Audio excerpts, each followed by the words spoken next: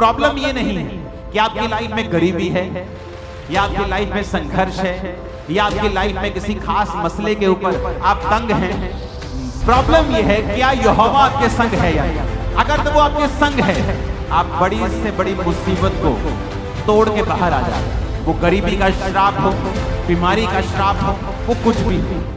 उत्पत्ति 39 उसकी 2 से 4 आयत को पढ़ेंगे। यूसुफ अपने मिस्री स्वामी के घर में रहता था और यहोवा उसके संग था, इसलिए वह भाग्यवान पुरुष हो गया।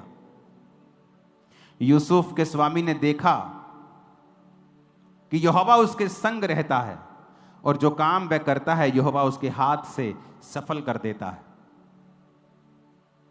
उसके अनुग्रह की दृष्टि उस पर हुई और वह सेवा टहल करने के लिए नियुक्त किया गया और उसके घर का अधिकारी बनके उसने सब कुछ अपने उसके हाथ में सौंप दिया।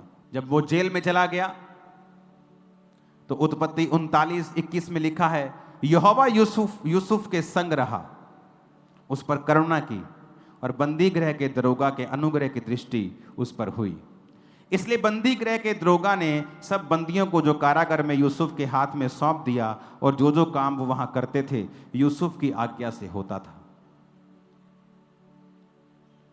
यूसुफ के वश में जो कुछ था उसमें से बंदी गृह के दरोगा को कोई वस्तु देखनी ना पड़ती थी, क्योंकि यहोवा यूसुफ के साथ था। अब यहां पर सेम एग्जाम्पल है।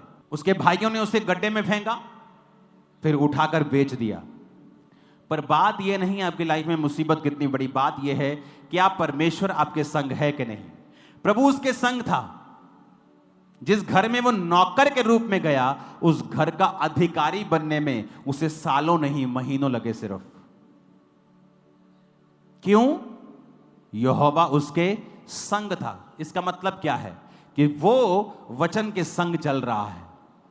अगर आप व्यभिचार में हैं, इसका मतलब यहोवा आपके संग नहीं है, क्योंकि आपने वचन को तोड़ा है। अगर आप चोरी करते हैं, इसका मतलब आप परमेश्वर के संग नहीं हैं।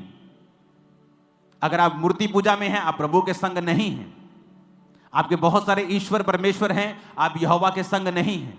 यहोवा आपके संग तब तक है जब तक आप परमेश्वर के वचन को जानते और मानते हैं। तो क्या लिखा कि जो कुछ यूसुफ करता था यहोवा उसको सफल करता था।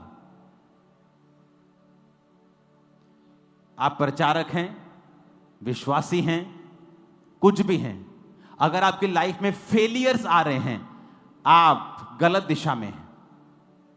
क्योंकि अगर आप यहोवा आपके संग है, कुछ लोगों की आदत होती, वो सेवा नहीं करते, सिर्फ निंदा करते हैं, फलाने की, ढमकाने की, वो वचन की, वो वचन, उन्हें तर्क वितर्क करने का रोग हो गया है। अगर आप उनकी जिंदगियों को पर्सनली जाके देखेंगे तो अपनी लाइफ में हर पहलू में फेल हो चुके हैं।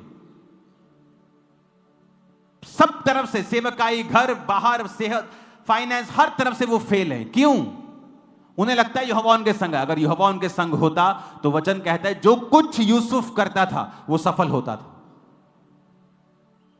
आज मैं बहुत से बिजनेस कर सकता हूं और सफल होकर करोड़ों कमा सकता हूं पर्सनल। मैं नहीं करता हूं क्योंकि मेरे पास समय नहीं है। मैं सेवा में अपने आप को दे चुका हूं पूरी तरह से। मैं काम भी वही करता हूं जिसमें मुझे टाइम ना देना पड़े। मैं अपना पूरा समय परमेश्वर को और प्रार्थना में और उपवास में दे सकूं। लेकिन अगर मैं कुछ करूंगा तो वो सफल होगा, क्योंकि परमेश्वर मेरे संग है, मुझे मालूम है। और जो कुछ मैंने किया है उसमें मैं सफल हुआ हूं, क्योंकि परमेश्वर मेरे संग है, मुझे मालूम है। प्रभु मेरे संग इसलिए है क्योंकि मैंने वचन को प्रैक्टिकली पूरा किया है। और वचन क्या कहता है? जब उस घर के मेन बंदे ने गलत फहमी से उसको जेल में डाल दिया, लिखा जेल में भी यहोवा उसके संग था। जेल जाकर दरोगा की दृष्टि उस पर हुई और जेल में भी यहोवा उसको प्रॉस्पर करने लगा और सारे कैदियों का उसको लीडर बना के सब कुछ दरोगा ने उसके हाथ में सौंप दिया। यह साबित करता है कि यहोवा उसके संग था। तो प्रॉब्लम यह नहीं है कि आपकी लाइफ में गरीबी है या आपकी लाइफ में संघर्ष है या आपकी लाइफ में किसी खास मसले के ऊपर आप तंग हैं। प्रॉब्लम यह है क्या यहोवा आपके संग है या नहीं। अगर तो वो आपके संग है, आप बड़ी से बड़ी मुसीबत को तोड़ के बाहर आ जाएंगे और आगे बढ़ेंगे।